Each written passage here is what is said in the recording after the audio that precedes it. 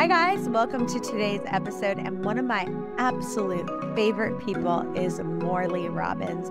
He's such a hit. He's been on our show so many times because you guys have been begging him to come back, and you guys, it seems like he's one of your favorite guests that we've ever had. So today we are going to be diving deep. We're going to be talking about supplements. Some of you are taking way too many supplements. We're going to be talking about parasites, one of my favorite topics. We're going to be talking about copper and just overall health. And the biggest thing we're going to talk about is if you are tired, we have the cure for being tired. So I'm so excited. Morley, welcome back to the show. Well, thank you, Chantel. Delighted to be here as always, and look forward to our repartee. So, okay. Let me tell you one of the craziest things that happened to me this past week. And it was, you actually mentioned it, but you didn't go into detail about it on the show. So there's a place called Restore Cryotherapy, and they have all these different shots and IVs that you can get. You know, that's the big rage right now, is that everyone's deficient in all these minerals. And so they had a special on vitamin D shots. And so I thought, well, you know, they say everybody is low in vitamin D.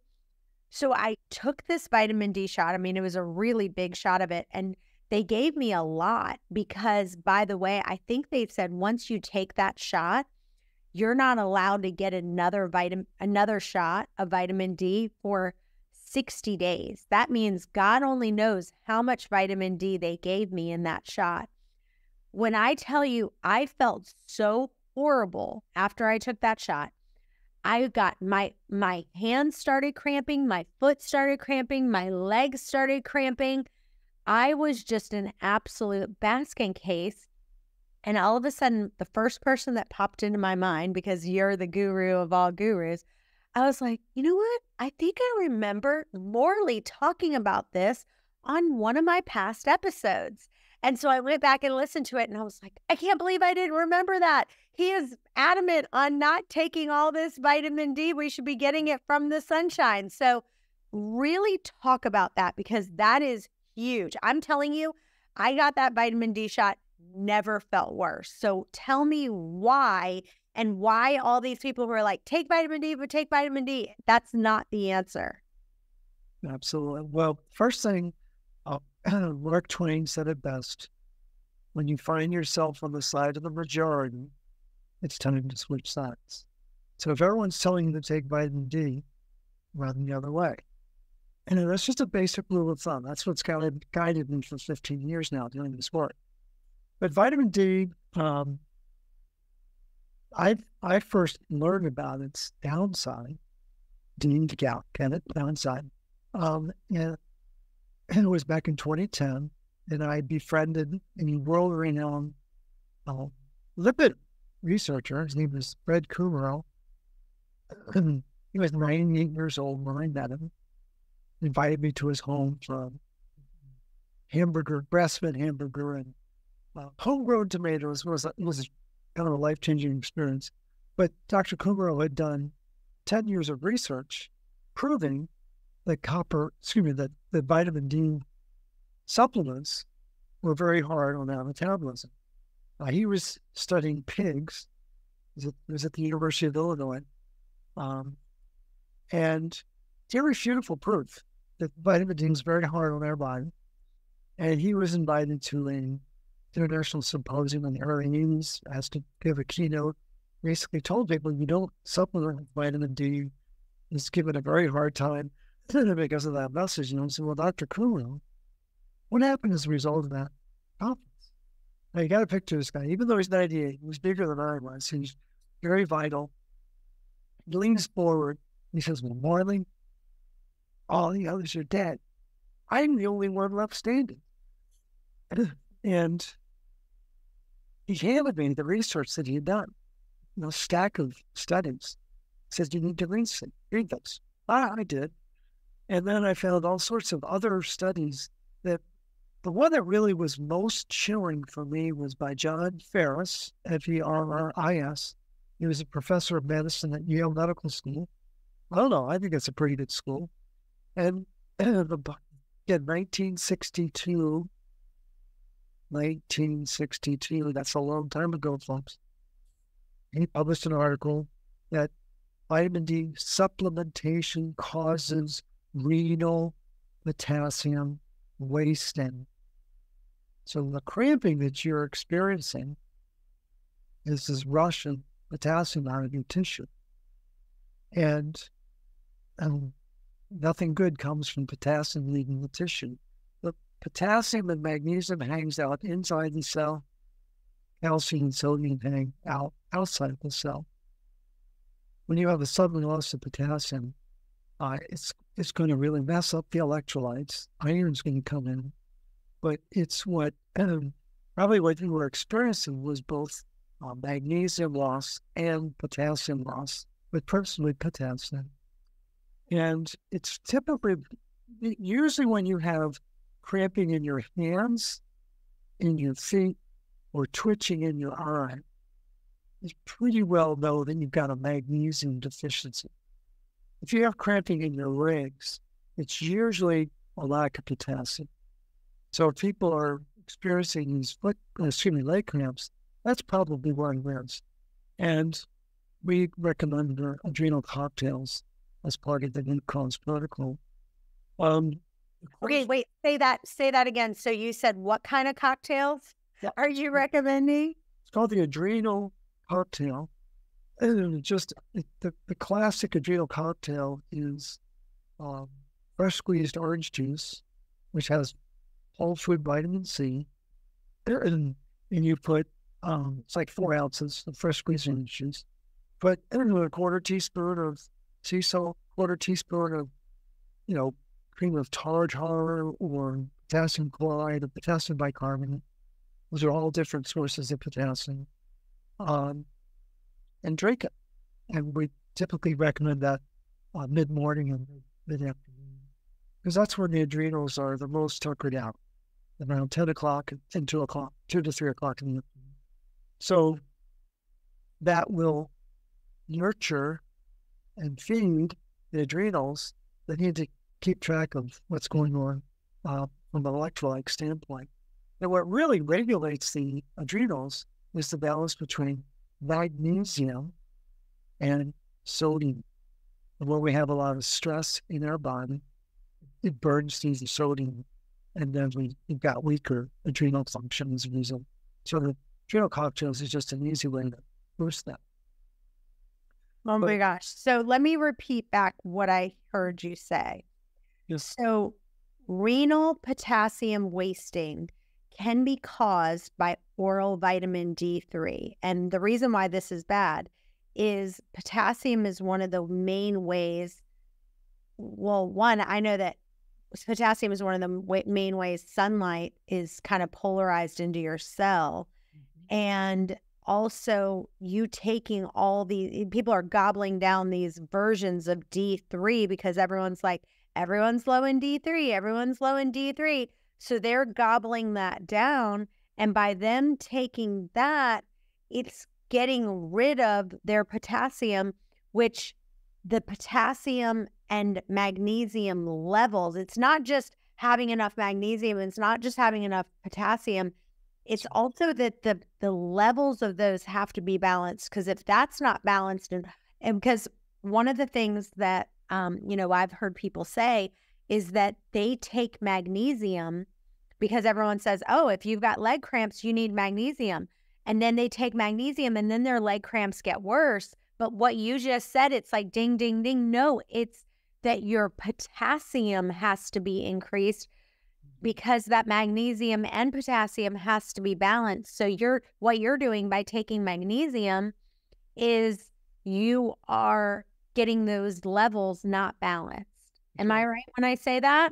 Yes. And what's happening is when you take, again, if you follow the adage, take magnesium if you have a leg cramp, magnesium is going to push down on sodium. And then sodium is going to get out of whack with potassium. And there's not a lot of minerals that we need to worry about. But we need to worry about the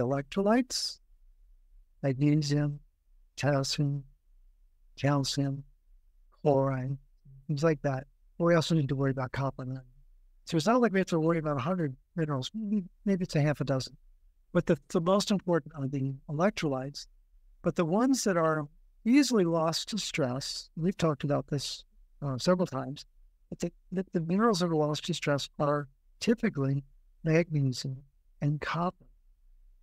Now, in a situation like this, when you're taking high doses of vitamin D, that becomes a stressor. And it's going to affect potassium, a la Dr. Ferris, and nobody's talking about that. Nobody knows what this is doing to destabilize our mineral status.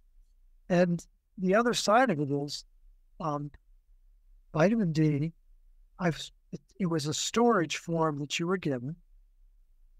Well, at some point, the body's going to want to convert that into an active form. Well, that requires magnesium. So then you've just taken this bolus of storage D, and you're going to need to activate an enzyme that requires magnesium. And it's just going to, the downstream effects are going to be bedding and buried, and it's just not worth it. And the mantra that everyone's vitamin D deficient is a misnomer. We know that what a lot of people don't know is that much of the research, almost the majority of the research done on vitamin D, is research of correlation, not causation. So what they've done is they've said, well, you have such and such condition and your vitamin D is low, what must be the vitamin D that's causing the condition? That's a correlation study.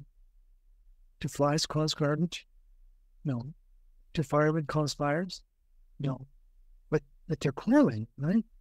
Flies always seem to be around garbage and firemen always seem to be around fire. But that doesn't mean that the fly caused the problem or that the fireman caused it.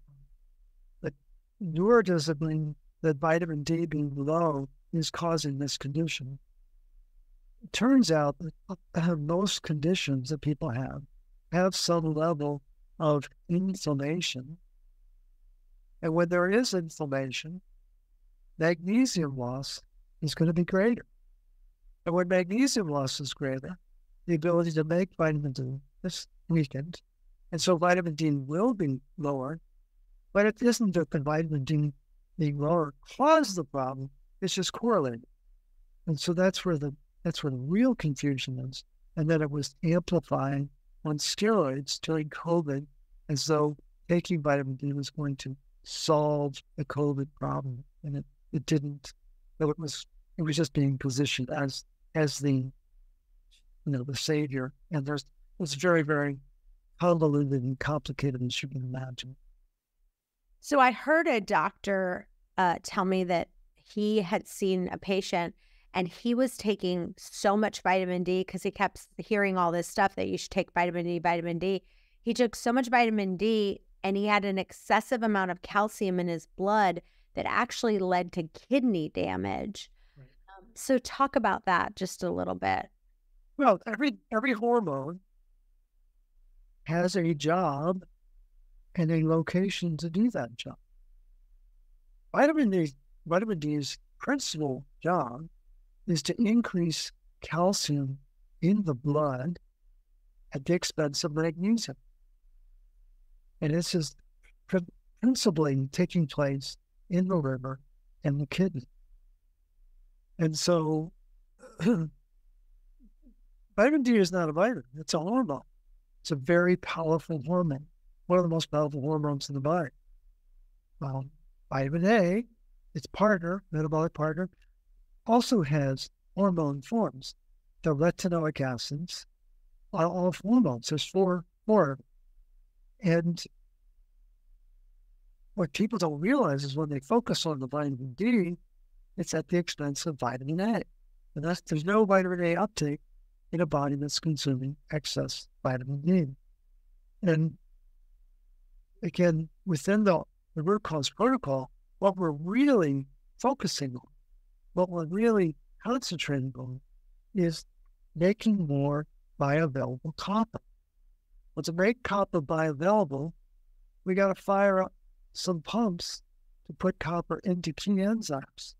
Well, the mechanism to activate those pumps requires retinol, not vitamin D, retinol, animal-based vitamin A. And so we just take a very simple stance. If you're worried about your vitamin D, take cod liver oil. It has both vitamin A and vitamin D in the right proportions. Mother Nature knows what she's doing. And just relax and don't overthink the requirements. Again, these ancestral foods that our predecessors consumed were beautifully designed, and they will solve the metabolic problems that we're facing even today. So just encourage people to really step away from the conventional drowning by vitamin D. I want you to talk about the ratio of vitamin A to vitamin D of what you recommend for that. Well, great question. On the intake side, what you'll find is that most forms of cod liver oil, certainly the Atlantic cod and related cod, has a ratio of 10 parts vitamin A to 1 part vitamin D. There's another form, Alaskan cod, that has actually a 20-to-1 ratio of vitamin D. I guess the water must be that much colder in Alaska than the Atlantic. I don't know why they would be that such a striking difference. But historically, our ancestors used the 10-to-1 ratio and had very good results. What I've noticed in the consulting work that I do, the ratio will appear differently in the blood work. Now, what people need to understand is I'm from Baltimore. My nickname is Baltimorley. I worship at the altar of Hopkins, pretty smart people there. And a very noted internist named Muhammad Amer was just studying in 2014, looking at what's the right level of storage T versus all-cause mortality. It's a very big study. Of course, this is all pre-COVID, but this was back when things were a little bit worse. And what he found was that there was no clinical benefit having your storage T above 21 nanograms per deciliter. Now, to work on a lab report, the lab rate starts at 30 and goes up to 100. That's insanity on steroids. There's no clinical benefit above 21. What I found to be sort of the sweet spot for retinol in a blood test, looking at like retinol in the serum, is 65. So what's the ratio then? It's 3-to-1. 3 parts retinol to 1 part vitamin D. And when my clients get to that 3-to-1 ratio, they just seem to be coming. They feel better. And when it's not that ratio, especially when it's like a 1-to-1 or it's an inverted ratio where there's less retinol than vitamin D, they got all sorts of symptoms. So these fat-soluble vitamins are very important, but they're also very powerful. And people need to step away from the conventional narrative and just get back to the basics. It's surprisingly simple how quickly the body responds to basic nutrient support that our ancestors would recognize. Did you guys know that 97% of Americans are deficient in at least one mineral? It's true. You need more than a dozen minerals for your body to function at its best. But with the standard American diet, it's almost impossible. So here's where Beam Minerals comes in. Guess what? All you have to do, take one little shot of this one little shot of this one, and guess what? It looks like this, but it tastes like water. Take one shot and boom, in 30 seconds a day, you're getting an entire thing of minerals instead of an entire cabinet of supplement bottles. So with Beam Minerals, we make mineral balance simple. So one of the things that I want people to understand is I have for years gone to the doctor, and every time the doctor says, hey, your iron's low, hey, your ferritin's low, every single time. And I've tried everything to the point where the doctor actually recommended to me, he said, Chantel, your iron and ferritin are so low, we have to have you go get an iron transfusion. Gave me a prescription for it, or like a, ticket or whatever to go get that done. And I ended up having you on the podcast. And then you had told me, I want you to try adding copper to your diet. I started taking copper, and my ferritin levels, the only thing that's worked, by the way, because before that, I was trying iron supplements, which all that did was make me even more constipated, which made me feel worse. And I felt horrible.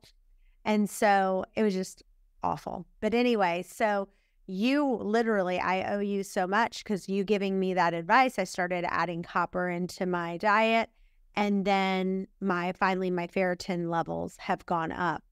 So I want you to kind of talk about for people who don't really understand ferritin and ferritin in the body, and the reason why ferritin and copper work together so well, and kind of explain about serum ferritin and kind of what's happening in your cells.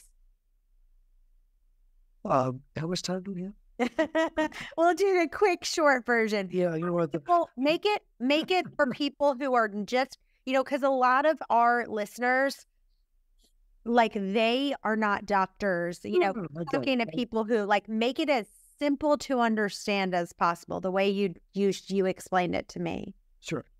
So there are 3 containers for iron in the body. It's important to start with the fundamentals. So the concentration of iron, the greatest concentration of iron, is in our hemoglobin, that's 70% of iron, and myoglobin, it's only 10%. So I call it the bucket of iron, and how big a bucket is, right? And so myoglobin, hemoglobin, they're waiters carrying oxygen. That's where 80% of our iron is. Really, really important. The big bucket of iron. Then we have a teacup. Everybody knows what a teacup is, right? Tiny. And that's about 10% of the iron is in ferritin, which is an iron storage protein. It's only 10% of the iron. And here's the most important part. Ferritin is supposed to be inside the cell. It's not supposed to be showing up in the blood, folks. Let them come back to them. Then the third container is a thimble. I'm not sure many people know what thimbles are anymore. It's tiny. It's actually a cover for your finger when you're sewing, right? And it's a little tiny, little vessel, and it's holding 1% of the iron. It's called serum iron. It might be called total iron. It might be just called iron, but it's iron that's found in the serum, which is the fluid that carries the red blood cells.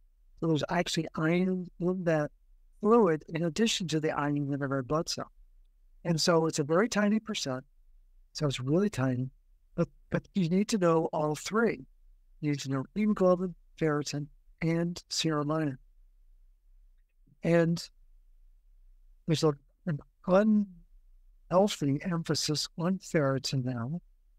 It was never really studied until 1972. And what the iron biologists and hematologists at the elite level all agree on is that there's no iron in the ferritin in our blood. They are empty shotgun shells. People find that hard to believe. Why is my doctor, focusing on it? Because your doctor is doing what they were trained to do. And this is not me making up stuff. These are some of the preeminent iron biologists and hematologists, like those Young, Woodward, just some amazing Dr. Kell, Douglas Kell. These are some very big names in the field. The point is, there's a lot of confusion about ferritin. I've actually renamed it. I call it ferritin because there's so many mistakes in interpreting it. And so it's the bookends of ferritin doing the product. Too high, too low. Too high is really easy. You know that there is an inflammatory process, typically this in the liver. And what's happening is the iron is not being recycled properly in the liver where it needs to be. And the iron is being dumped into what's called the lysosome of the cell. That's the stomach of the cell. Amino acids are being cleaved off of the ferritin protein, and it's being secreted into the bloodstream. And when it starts to show up bigger numbers inside the ferritin, you know you have a significant inflammatory problem. It can go into the thousands. And doctors typically don't get exercised until ferritin is over 2,000 or 3,000.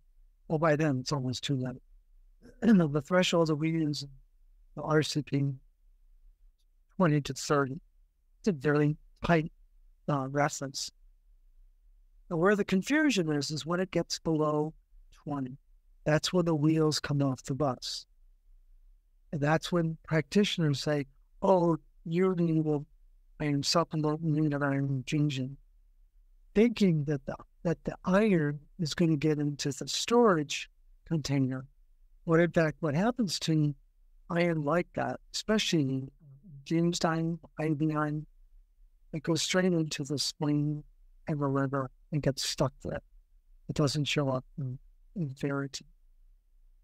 But what I've come to realize is that many of the people who have low ferritin typically have parasites. And for some reason, the spleen is not clearing the parasites. For some reason, the spleen is not properly recycling the iron the way it's supposed to.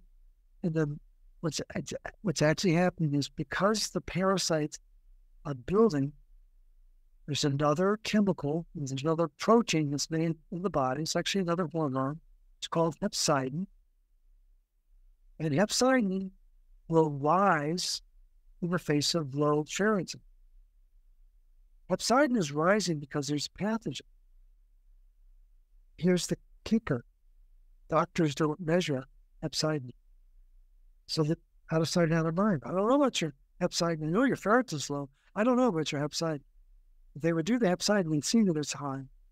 And that's what's causing this imbalance, because there's a pathogen that's not being cleared properly in the spleen, causing the hepcidin to rise, causing ferritin to go low. And then it looks like there's an iron storage deficiency, where in fact it's an iron dysregulation taking place. And that's really what I stress with people, is don't confuse the term iron deficiency with iron dysregulation. And just because the iron looks low on paper on the blood test, don't assume that it's low in your tissue. Invariably, it's not. And this is the work of Bruce Ames, world-renowned scientist at UC Berkeley. And he did a major study in 2004 where he was able to prove that there's 10 times more iron in the tissue than what shows up in the blood work. And that's where the confusion is. Practitioners are not drawing a distinction between iron in the blood when the put out and iron in the tissue. And they're not doing needle biopsies of the liver. They're not doing MRIs of the liver to see what is the tissue concentration of iron. And you cannot assess tissue level of iron with a blood test. There is no marker there that in any way approximates what's happening at the tissue level. Did you guys know that your thyroid's main food is iodine? And guess what? Mercury and other toxins gobble up your selenium, and your thyroid glands need selenium to convert iodine to thyroxine. So if you have mercury fillings and with all the toxins and mold, your selenium just gets gobbled up. So here's the bottom line. I take something called Peak Thyroid.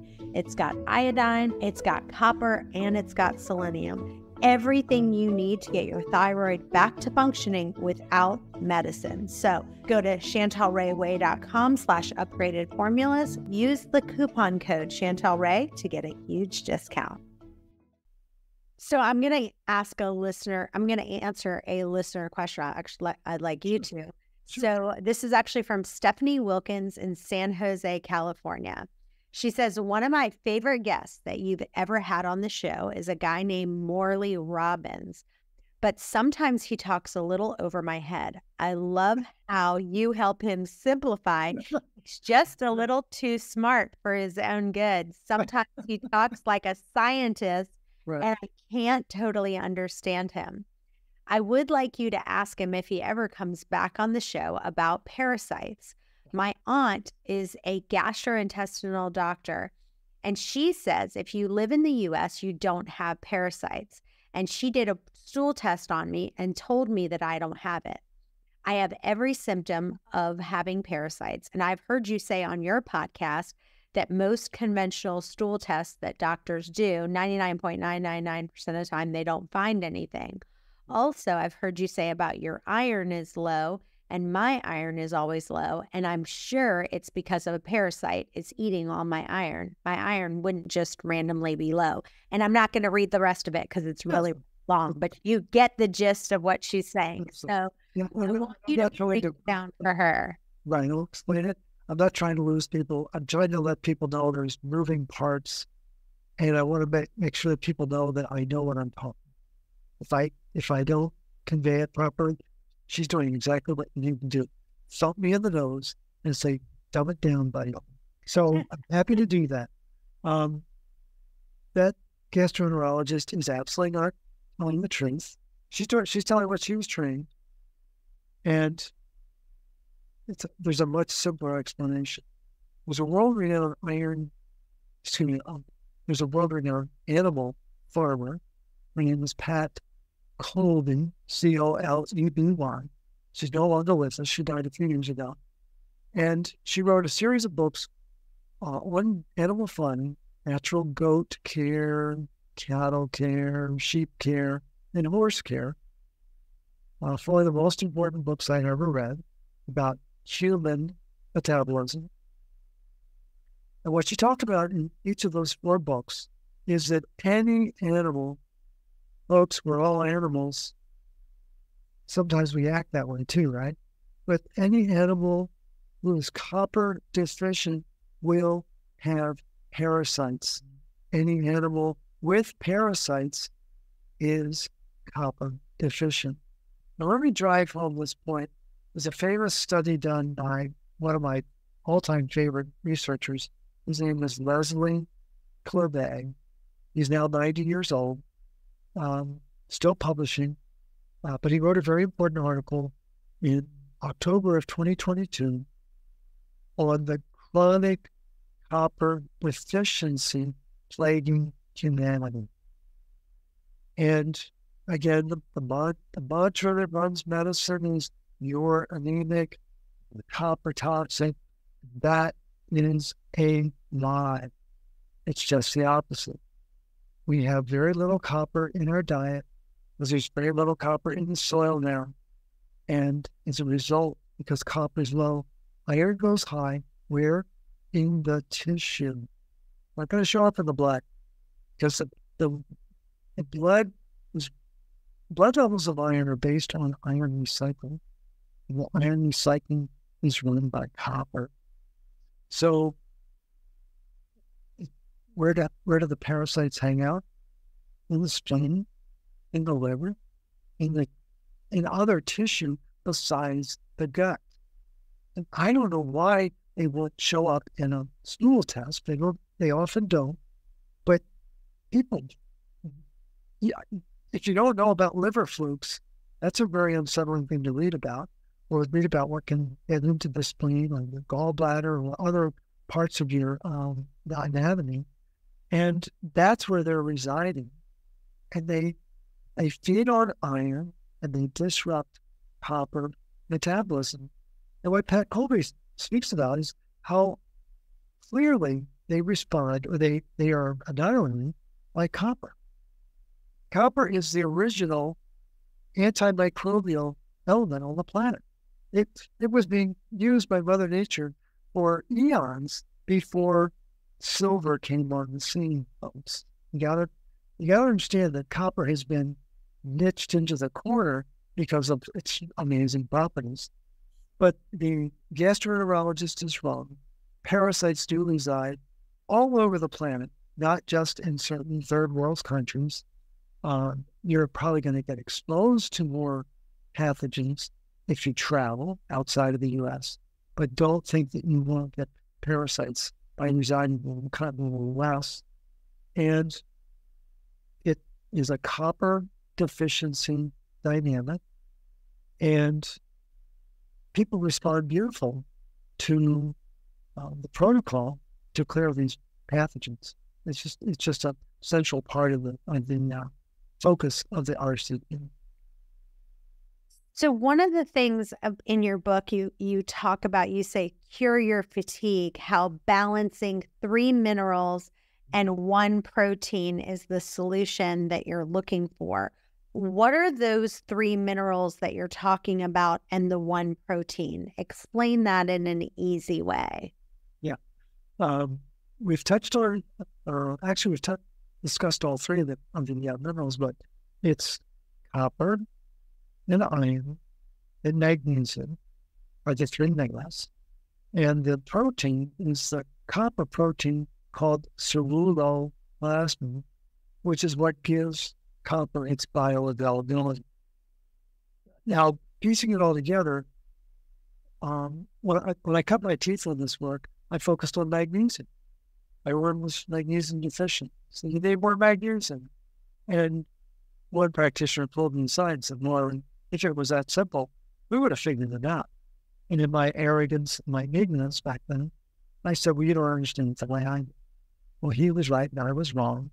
I kept chipping away at it, learned about iron, learned about oxygen, learned that iron creates what's called oxidative stress, what gets burned up in oxidative stress. Magnesium, it's lost very quickly. Anytime we're under stress, you got a deadline, you had a bad meal, had a fight with somebody, had a car accident, any kind of stress. There's thousands of different stressors, right? There's the first element to go into the toilet is magnesium, quickly followed by the B vitamins. The magnesium and B vitamins quickly, those are water soluble. They go right into the urine and go right into the toilet. So I was fascinated by that. And then I discovered copper. Well, I learned about it. I shouldn't say I discovered it. And then your friend there he's getting too big for his britches. No, I didn't discover it, but I learned about it. And it's absolutely humbling because the beauty of copper is it's the only element on the planet that can keep iron and oxygen under regulation without static. It's a really big deal. We live on a planet with 21% oxygen in the air. Folks, it's a poison. We can't live without it, but we can't age without it either. And there's a very powerful relationship between the iron and oxygen. The iron's carrying it, right? But iron interacts with it, and it creates rust, right? We know where rusty nail looks like, rusty pipe. What's creating rust on the inside? It's called plaque. It's called oxidative stress. And that oxidative stress is a fancy phrase for rust. And what keeps it all in check is bioavailable copper. The protein, ceruloplasmin, it's the master antioxidant in our body. Everyone says, "Oh, I thought glutathione was the master antioxidant." Glutathione is the master antioxidant in the cell. Melatonin is the master antioxidant in the mitochondria. But ceruloplasmin is the master antioxidant in our body. And it's what enables us to run, regulate many key functions in the body, but it's what keeps oxidative stress in check. We're always going to have oxidative stress in our body. Just like when we're driving our car, certainly when we're driving cars that have engines. But when we're driving our car, there's always exhaust being given off. It's when the exhaust becomes billowing black smoke, then we know we've got a problem. Well, the oxidative stress, that phrase means that the level of oxidants, the level of reactive oxygen species has increased to the point where it's stressing the antioxidant capacity in the body. And that means that ceruloplasmin and the family of antioxidant enzymes are overwhelmed by the amount of oxidative stress. And so that's why the protocol focuses on key nutrients, but especially the copper, to restore the ability to activate oxygen, to release energy, so that we can run out. So your liver normally takes copper from your bloodstream and puts it into ceruloplasmin proteins. And then the ceruloplasmin is released into the blood plasma. And then the ceruloplasmin carries the copper into the tissues. Is that, I'm just trying to kind of make it so that we can understand it. Because that portion of it, explain that. Did I explain that correctly? You did a very good job. You did a better job than most doctors would. So I commend you for that. The part that's really hard to comprehend, there's 3 or 4 articles I found over the years. I've read thousands, but 3 or 4 that really stood out in terms of the explanation of what this protein, this copper protein, does. It has many different enzyme functions. So the way my friend Ben Edwards, who's a physician down in Lubbock, Texas, describes it, it's like a Swiss Army knife. And you know how many different functions a Swiss Army knife has? Dozens and dozens. Well, that's ceruloplasmin. It can do many different functions.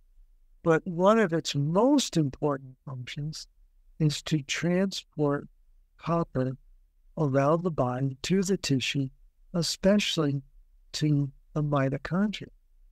The mitochondria live on copper.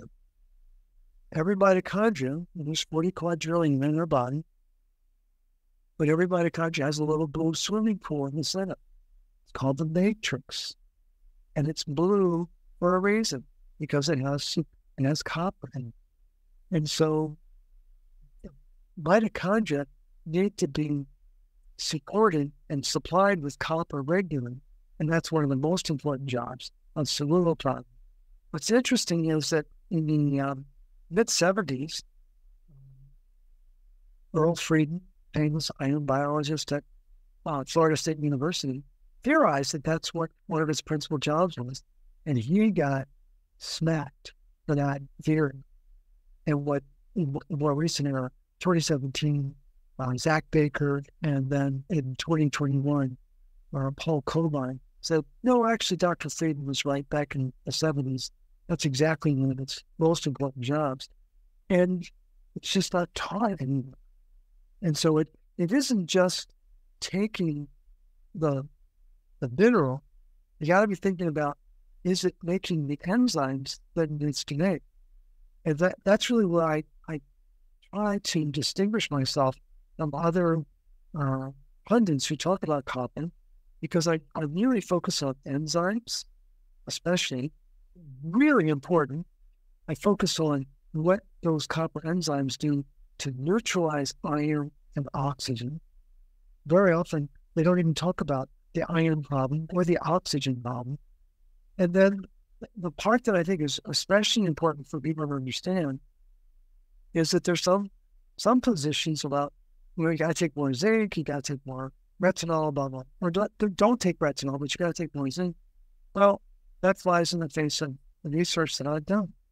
And I find it alarming that people don't know about the importance of retinol to activate the copper pumps. Not my idea. Cousins and Barber, 1987, It's a very important article to know about, and it's well accessed on the internet. And then that requires retinol to do that. And then there are so many reasons why excess zinc will shut down copper metabolism. It's hard to find the time to talk about it. But the point is, I don't just talk about the mineral. I talk about the enzymes. I talk about the most important properties that they mention.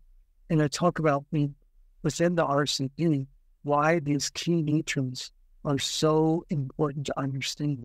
So hopefully that answers your question. Yes. So one of the things I want you to answer is like, if someone says, all of the things that they say causes parasites, fatigue, stomach issues. I mean, there's just so many things of parasites.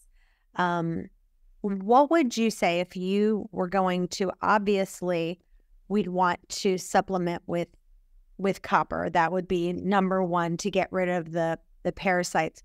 What else would you do to explain to someone, okay, if you want to get rid of parasites and do a parasite cleanse? Because I know that I've done a few parasite cleanses and they were so detoxifying that, it almost is like that Herxheimer reaction where you just feel so miserable and then you can't do anything. So if someone was like, I know for a fact I have parasites, what would your recommendation be? Do A, B, and C. What would that look like? Well, we all have parasites. They're part of our physiology. Right. Doesn't matter where you got them. Right. When they play a role in the body. Again, it's when they get out of control. That's control, yeah.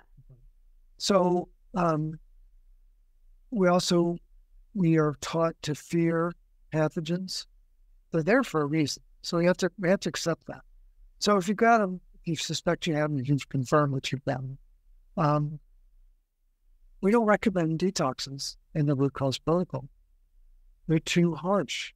Every detox protocol that I know of requires energy to support it.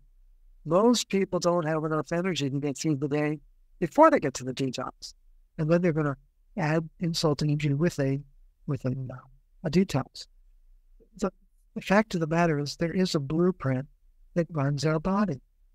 Get it? Blueprint, like the blue pool in the matrix. So anything blue inside the body is a good guy. Well, the blueprint runs on energy. And so what we really focus on in the root cause protocol is cure your fatigue, create more energy. And when the body and the blueprint has energy, it knows exactly what to do to clear these pathogens. And the problem we've got is that you and I are engaged in a very switched on conversation, and we're exchanging information about 2,000 bits per second, which is pretty fast. We're clipping along, right? Well, the part of our brain that runs our body is called the hypothalamus. And it thinks 2 million times faster than you and I can talk. And I think it's the height of insanity for us to think that we can outthink the hypothalamus. What does the hypothalamus want? It wants minerals and energy. Give it the nutrients and the substrates that it needs, and it will solve the problem. Right? That's the whole basis of the protocol, is stop attacking the guest, strengthen the host. Ignore the enemies, ignite the energy. It's a completely different paradigm and feeling.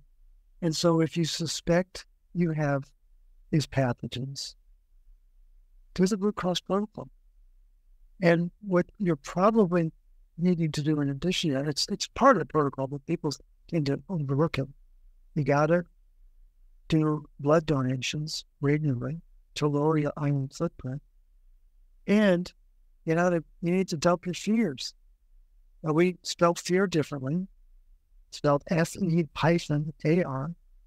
And then the word has a different meaning because you can see the symbol for iron. So that it means iron attracts rust. And when you don't feel right, and it's been going on for a while, you begin to get fearful. And when we get fearful, we become a magnet for iron.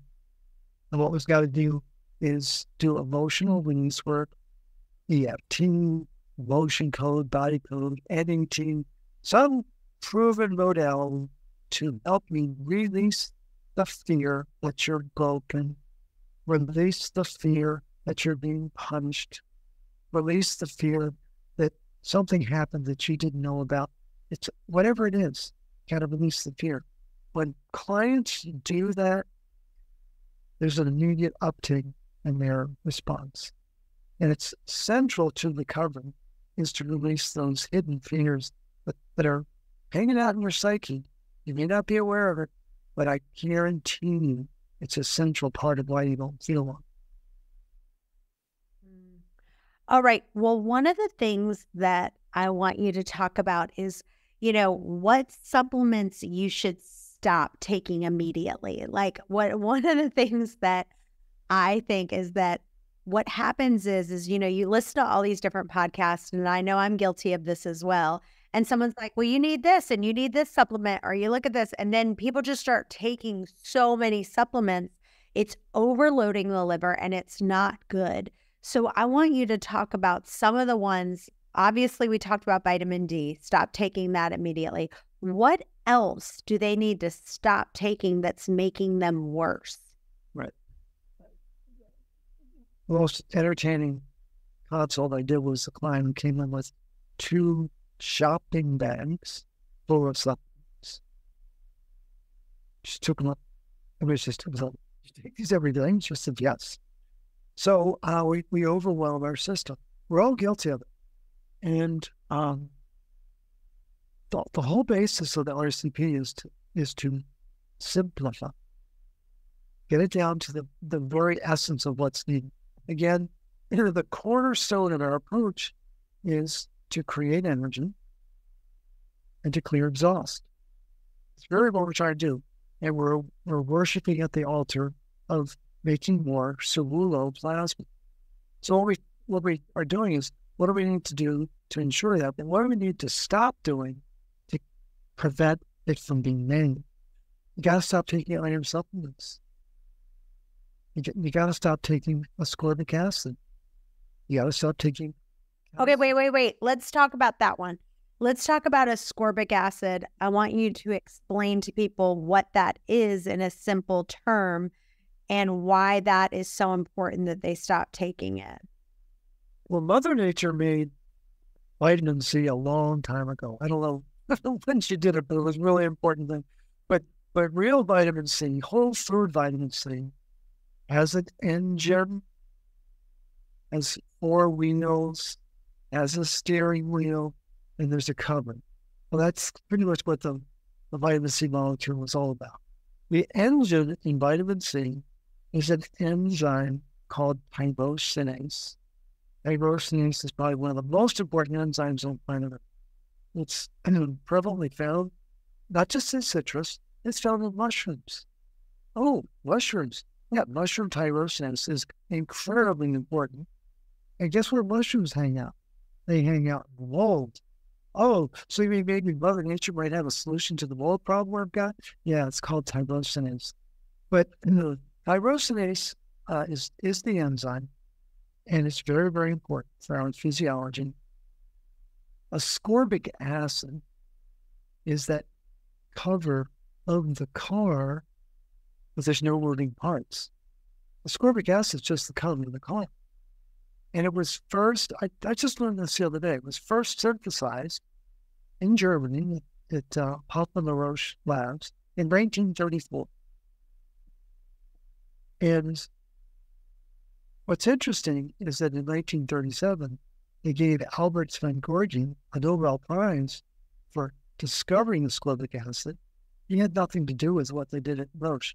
It's a great mystery about how did that Nobel Prize come about? And everyone thinks that Sven Gorgi discovered ascorbic acid. He was actually studying something completely different. In any event, like ascorbic acid is very disruptive because it blocks copper uptake. That's not a good thing. It increases iron absorption. That's not a good thing. You think you need more iron, but you don't. You really don't. But it blows up the ceruloplasmin protein that is so important for our health and well-being. And people say, well, yeah, but they're using high-dose IVs to cure cancer. Well, what you need to understand is that ascorbic acid creates a lot of hydrogen peroxide. And hydrogen peroxide overwhelms the cancer cell and kills it. I get that. But cancer is like a teenager doing drugs. Right? It's actually a great analogy if you understand cancer. And so, do we shoot teenagers doing drugs, or do we try to rehabilitate? And so the whole basis of cancer treatment is based on killing the cell, not rehabilitating the cell. And ascorbic acid is a proven way to overwhelm the cell. And that's not solving a problem. It's causing the cancer. In fact, it's actually tied to iron. I was just reading an article this morning that had reference after reference after reference after reference after reference identifying iron as the cause of the cancer, which I've known, but I've got some amazing citations now when I can refer to. But people have been trained to believe that ascorbic acid, the very first synthetic vitamin on planet Earth, is going to solve their needs, when in fact it's copper. It's the copper enzymes that have been pushed aside and then using a synthetic derivative of whole food vitamin C that is not doing what you think it's doing inside the body. So hopefully that gives people more to play with. Yeah, so I just want to kind of explain it. I want to just explain what I heard you say. Yeah. So, because, first of all, taking vitamin C orally, there's two different kinds of vitamin C that you can get. Like you can get whole food vitamin C, and then you can get ascorbic acid. And then the ascorbic acid is also what they're using in IVs. And so all these IV places now are really pushing like massive, like high doses of vitamin C. And they're saying, everyone knows, well, yes, whole food vitamin C is vital to your body's healing process. And it's a great immune booster and it's antiviral and all of this. But what they don't understand is that ascorbic acid is different than whole food vitamin C. And that's where people get confused. And when they're going to get this IV vitamin therapy, they're getting huge doses of it. And then that can actually cause you to feel worse. Yeah, people don't know about ceruloplasmin. They don't know about whole food vitamin C. They think that what the orange has is ascorbic acid. Well, it does have ascorbic acid, but it has so much more. Nobody talks about that. Practitioners are only aware of what they've been taught. And so these centers where they're pumping people full of ascorbic acid, there's a price to pay for that. And it's a tragic misunderstanding about the role of this vitamin. It's a very important antioxidant, but the enzymes that are the antioxidants, like peroxidase enzyme, catalase enzyme, glutathione peroxidase, these are very powerful enzymes. They're clearing oxidative stress, but they're 1,000 times more powerful than a vitamin. 1,000 times more powerful. And so it's hard to imagine that well, why didn't they tell us that? They have no incentive to tell you that. And so it's been going on forever. And it's just,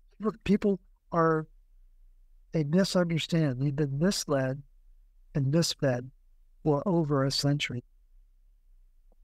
So let's go back to that list. So we know that ascorbic acid is one of them. Vitamin D is another one that we should take out of our diet, not put in. What else? Calcium. You don't need supplemental calcium. Again, a lot of people are like, what? But I've got osteopenia, I've got osteoporosis. It's like the loss of calcium from your bone matrix is not what you have come to understand. There's two critical enzymes. There's an enzyme called acid phosphatase. And what it does is it scrapes away inside the bone marrow, or as a bone matrix, the bone matrix, and calcium gets released. Well, that enzyme is activated by iron. The enzyme to rebuild the bone matrix is called alkaline phosphatase, and it's activated by magnesium. Very different function to take the calcium out and to reload it. But in addition to that alkaline phosphatase, there's two more enzymes that are copper dependent that no one knows about. There's something, so in order to build bone, you've got to have collagen, which is strong, and you have to have elastin, which is flexible. The most important part of it is putting those two proteins together. There's only one enzyme that does it. It's called lysyl oxidase. Now, to put this in a context, 45% of our connective tissue, including the bone, 45% of our connective tissue, 45% of the cells in our body is connective tissue. And this lysyl oxidase is instrumental in knitting together these proteins so they have strength and flexibility. So it gives them integrity. And then there's another enzyme. People have never heard of it. It's called ascorbate. Sounds like ascorbate, right? Ascorbate oxidase. And it plays a very powerful role. It's a copper-dependent enzyme. It binds up fluoride to prevent fluoride from causing loss of the minerals in the bone matrix. And so fluoride is not our friend. Ascorbate oxidase is our friend. Alkaline phosphatase is our friend. And taking calcium supplements, taking vitamin D supplements, and taking Fosamax are not going to restore integrity to the bone matrix. So a lot of confusion around that. And what's really eating away at the bone matrix is iron activated by acid phosphatase. So we got to stop worrying about the calcium and focus on the nutrients that are going to restore energy production, restore balance, and restore the bone rebuilding that's so important in the environment. I don't know about you guys, but I am stressed. And if you're feeling overwhelmed this holiday season, then I get it. With all the family get-togethers, it is just a relentless source of stress. But anyway, there is something that I've got called Stress Guardian, and it's actually made by Bioptimizers, the people who make the magnesium breakthrough, which I love, love, love. But anyway, they are literally made this new product. It has 14 adaptogenic herbs, and it just regulates your stress. I just actually took some right this second, and it's awesome. If you go to stressguardian.com/wasteaway and put in waste away for 10% off your first order, it's stressguardian.com/wasteaway. Go there now. So good. So if you would say, if you had to kind of talk to somebody about their diet and you said, all right, what is my favorite diet? And there's so many different things out there. What would you say is kind of the gist? Like if you were going to give someone like, is it, the paleo diet? What kind of diet do you think people live with the best results overall? Yeah. So first of all, humans are the only animals that ask each other what to eat. All the other animals know exactly what. We have this. I don't need to ask each other, what should I eat? So what I found to be consistently the best all-around, most stable diet is what's laid out by the Weston A. Price. Sally Fallon has done a masterful job of educating people about these ancestral foods. The book, Nourishing Traditions, it's cornerstone, I think, in healthy eating. You can get it on Amazon for like $1. It's not an expensive book, but it's just chock full of information. And what was the name of that book again? Nourishing Traditions.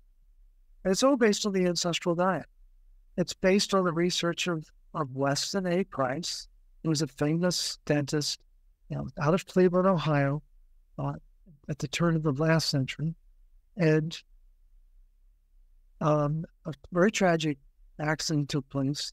It was in before the 1920s.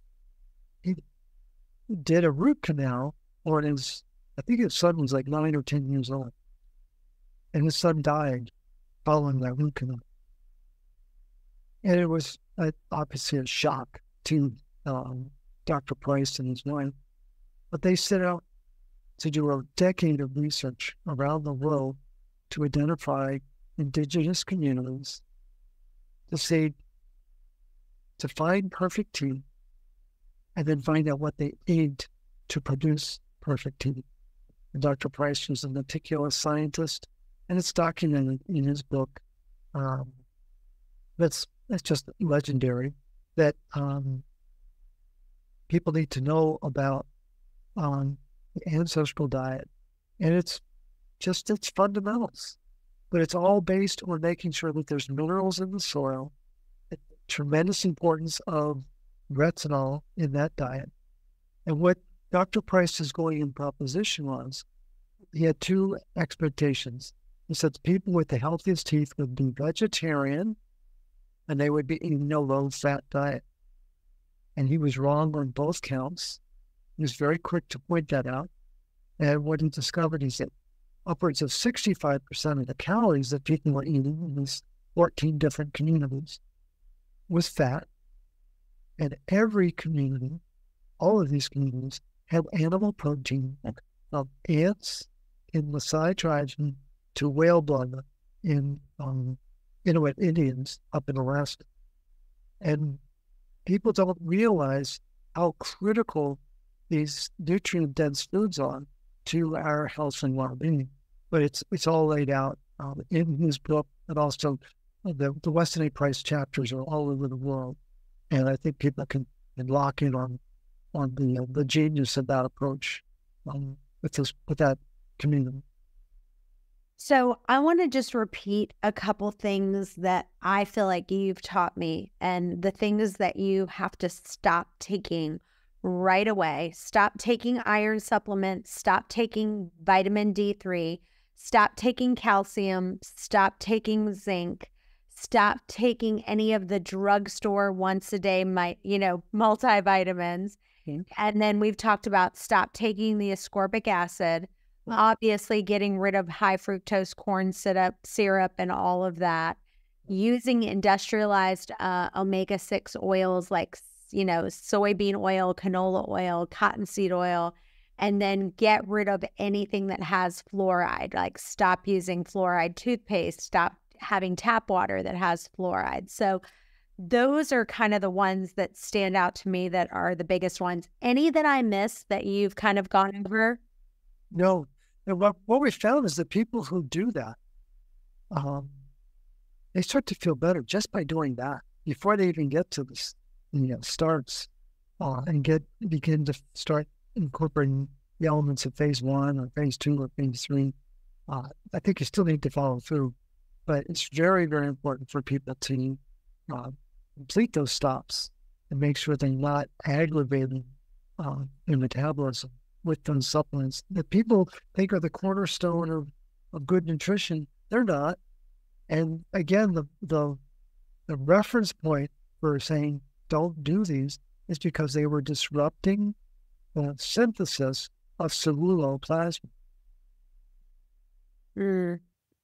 All right. One last thing that I want to go over with you is, as far as anything else that we need to do as far as like little hacks, like that you would say, okay, one of the things that I make sure I do is get 10 minutes of sun in my eyes every day, or just little things like that. If you said like those little kind of hacks that you do in a day, what would that look like for you?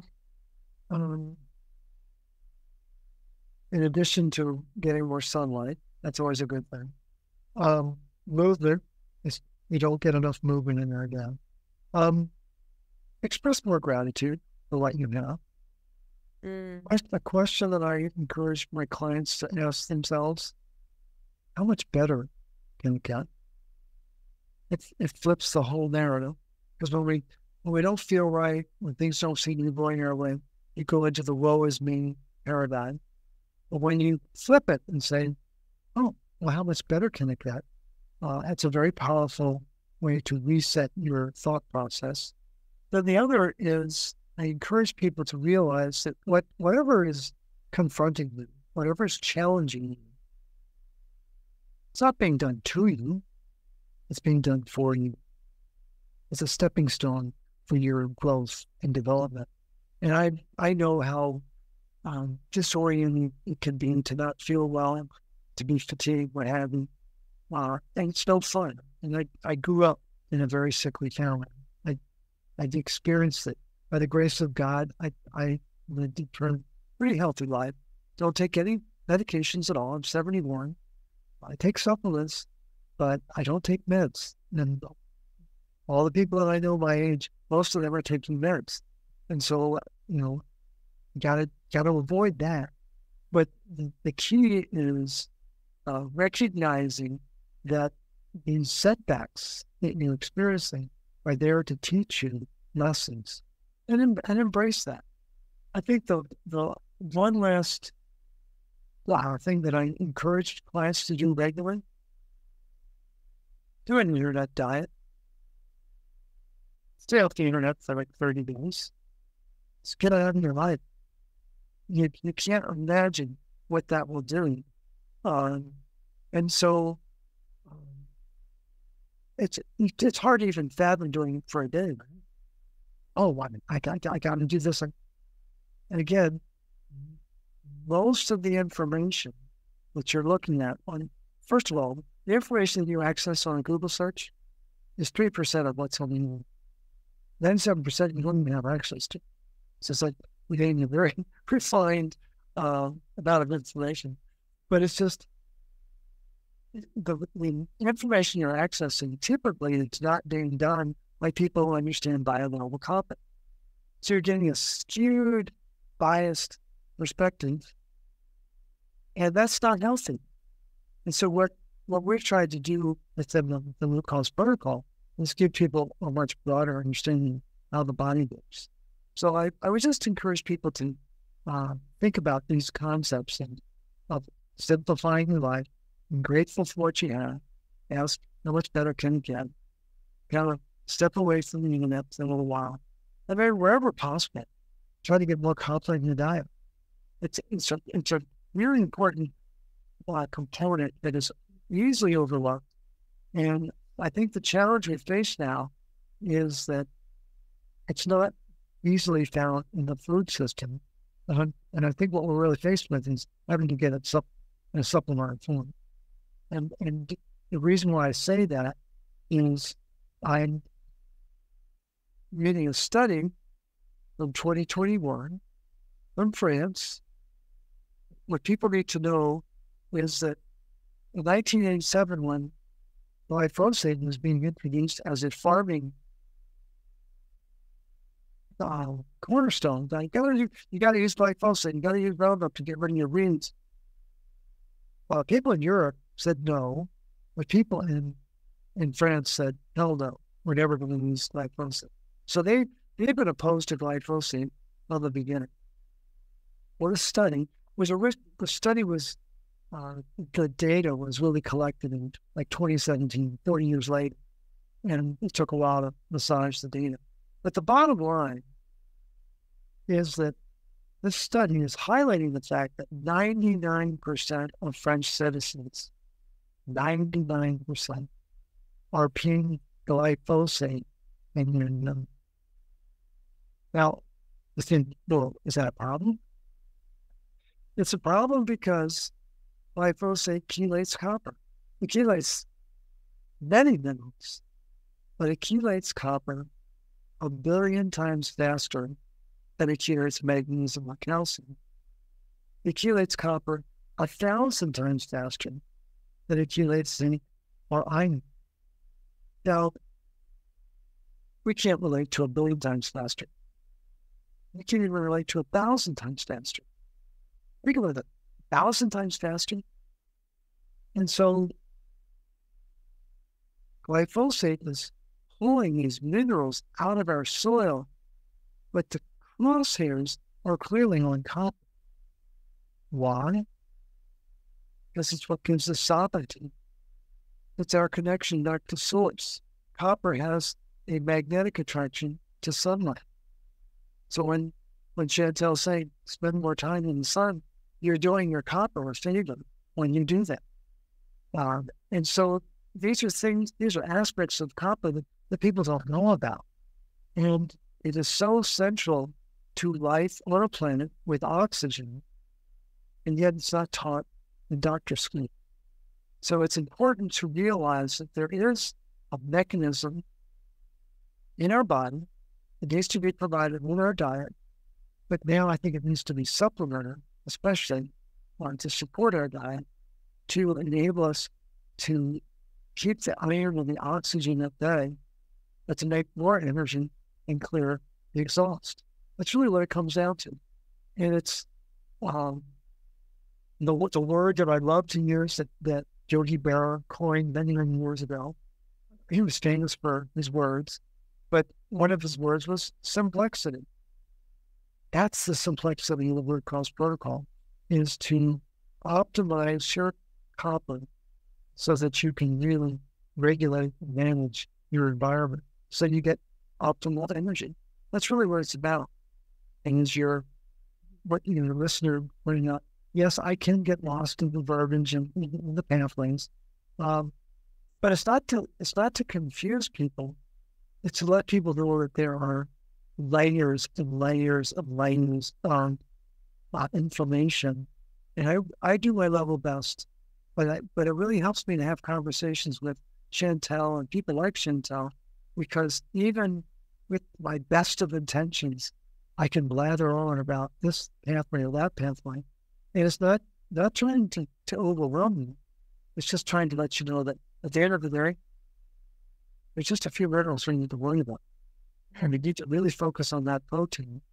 And we need to simplify our diet, less than 8 bites, and manage our stress. And realize that this is not an easy planet to live on, but we're here to learn our lessons and help each other. And that's really what this podcast is all about. Trying to help each other, trying to lower the stress and facilitate information that's going to give us a better day. So that's why. Let me ask you one last question. I want you to explain what forms of copper are they in supplements, and which one has the higher bioavailability and the better absorption in your body? Ideally, the best copper comes from food, hands down. I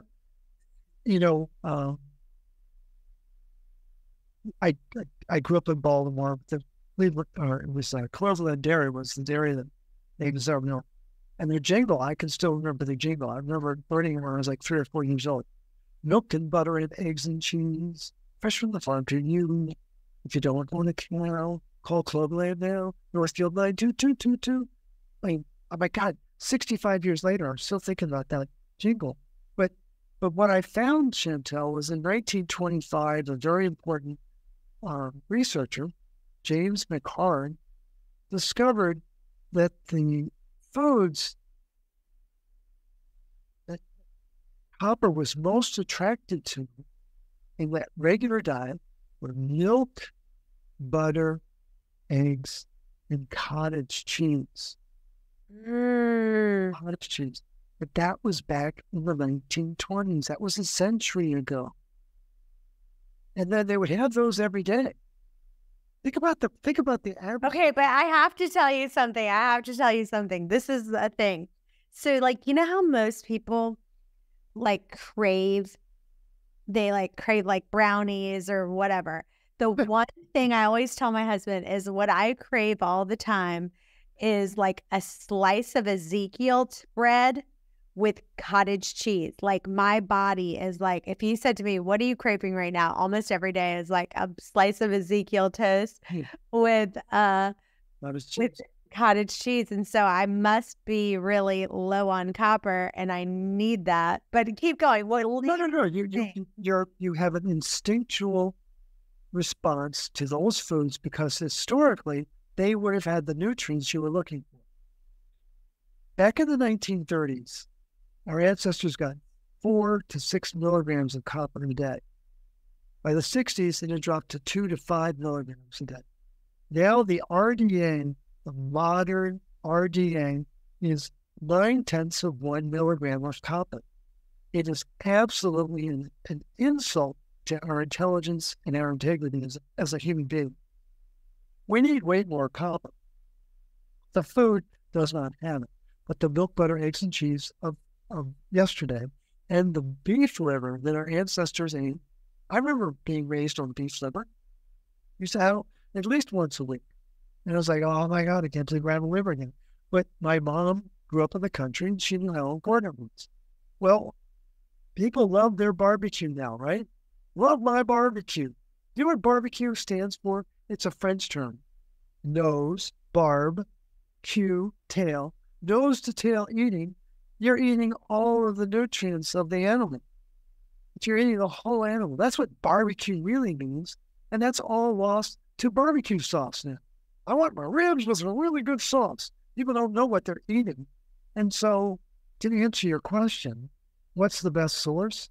Ideally, it is food. It's not, I don't think it's available. When I'm reading about French citizens peeing glyphosate in urine, I'm like, I'm terrified. And so I think we're down to supplemental forms. And to what I'd read in the research is that copper bisglycinate is one of the most bioavailable forms because of the unique structure of the copper and the glycine, the 2-glycine. I'm not a big fan of Jason's approach with copper sulfate. If I was a microbe, I'd probably be excited. We're not microbes. And he has his whole perspective, and I really admire him for his program with what he does, but he doesn't do any blood testing. He doesn't do any assessment of what's happening.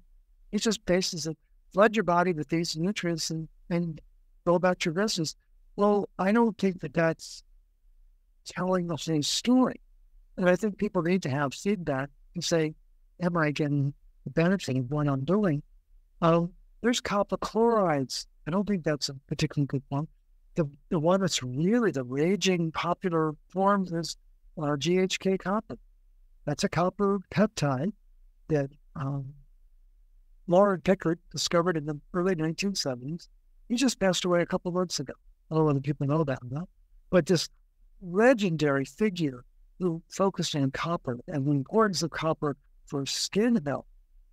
And he and his daughters created a company called Reverse Skin Aging. If you don't know about that company, then you gotta, when you finish with your internet diet, get over to reverseskinaging.com and you'll be mesmerized by what they've got. But trying to think of other forms of copper. And how much? So hold on, let me repeat what I heard you say. That copper glycerate is bisglycinate. What? Say that again. Bisglycinate. Bisglycinate. Thank you. Copper bisglycinate or glycinate it helps you to absorb directly into the bloodstream a little bit better, and that type of copper has much higher bioavailability than copper citrate. Is that correct? Yes, that's what the research tells us. Okay. And then how much are you recommending? Because like you said, Different people recommend different amounts. Right. If someone was starting, I want you to a brand new person, because I will tell you this, please listen to me. I gave a friend of mine came over and I was telling her about your podcast. I was like, you got to listen to it, blah, blah, blah. And I had some copper. She came over for a walk first thing in the morning and she was like, oh yeah. She's like, well, great. I want to try it. So I gave her some copper. I think I gave her 3 copper pills. I think they were each like maybe 3 milligrams each. And within literally, I'm not joking, like probably 3 minutes, she looks at me and she's like, oh my gosh, those pills made me so nauseous. She's like, can I get like some crackers or like a piece of toast?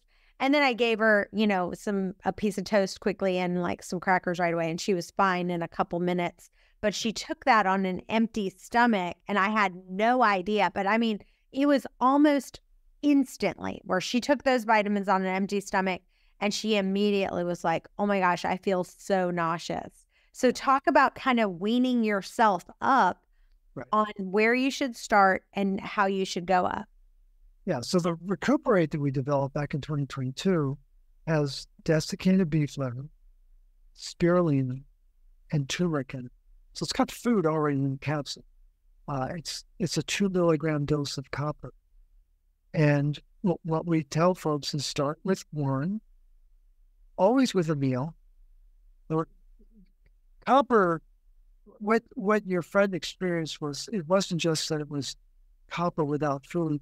Copper has a very powerful property of mobilizing iron. And we have iron in our stomach.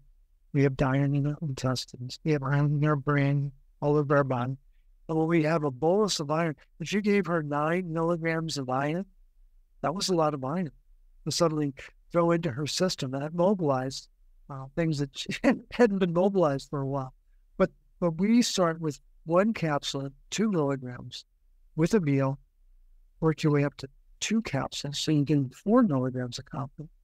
And I tell clients, you may try a third and see what you experience. But what I'll tell you, Chantel, is I've got many clients, especially people with type 2 diabetes. They find that they feel really good when they have 5 or 6 a day, 5 or 6 capsules a day. So they're getting 10 to 12 milligrams of copper.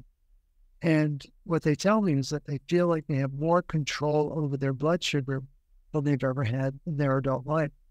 So we don't realize how dependent we are on this minimum.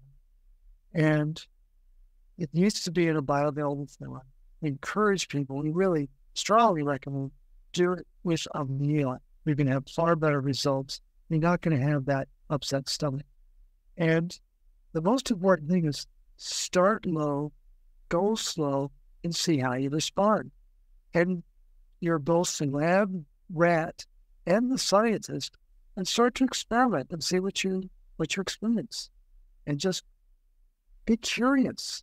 Spell right, seeing right, but be more curious than concerned, and see how your body responds to these very subtle changes, diet, subtle changes in focusing on what to take, what not to take, and see how you respond to the Recuperate in the course of your daily routine. I love it. Well, Morley, I'm just so grateful for you. You're doing so much to help people and just changing people's lives. You have been such a blessing in my life. I'm so grateful for you. I can't even describe how grateful I am for you. It almost makes me just tear up.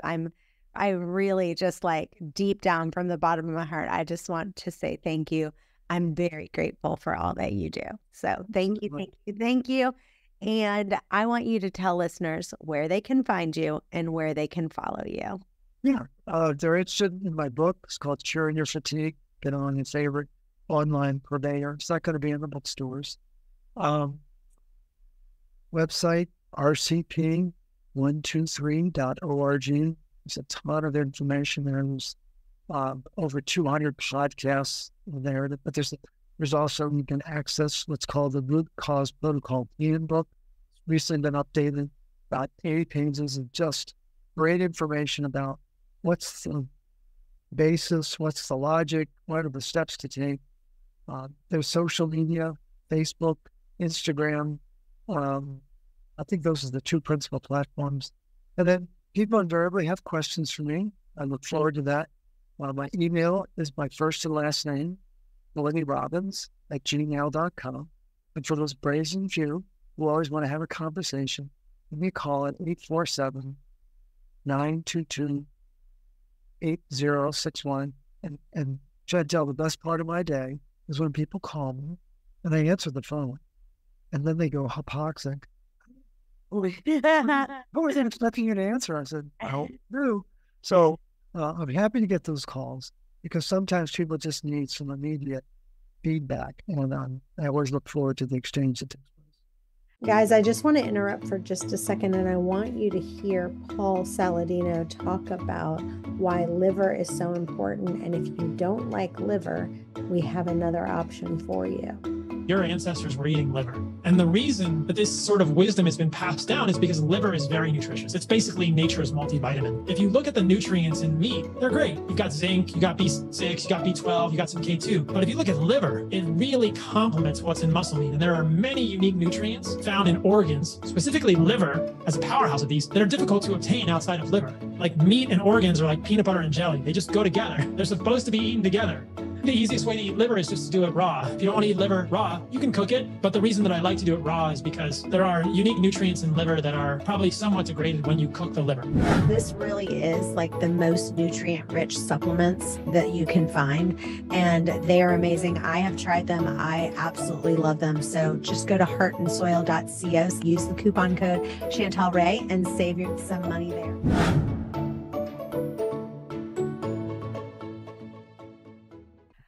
I forgot to ask one quick question that was a listener question, and this one is from Laura, and she is talking about, I won't read the whole question, I'll just sum it up, but she's talking about how she's currently on Synthroid, and she's heard some different people talking about armor thyroid or getting on a naturally desiccated thyroid and kind of the pros and cons of that. And then she goes into talking about why are so many people now on thyroid medicine, and does that have anything for nutrient deficiencies of why everyone is got thyroid issues right now? So just touch on that real quick. I know I forgot that question. I just looked down and realized I forgot to ask you that one. No, happy to respond. I'm trying to think of that. There's a health coach in Sweden, and I'm embarrassed I can't think of the name right now. I will text it to you. I did a 4-part series with her about thyroid and minerals and thyroid and copper in particular. And I'm so embarrassed I can't think of her name. She's going to slap my wrist. But an important realization on the RCP when we started to promote the stops and the starts.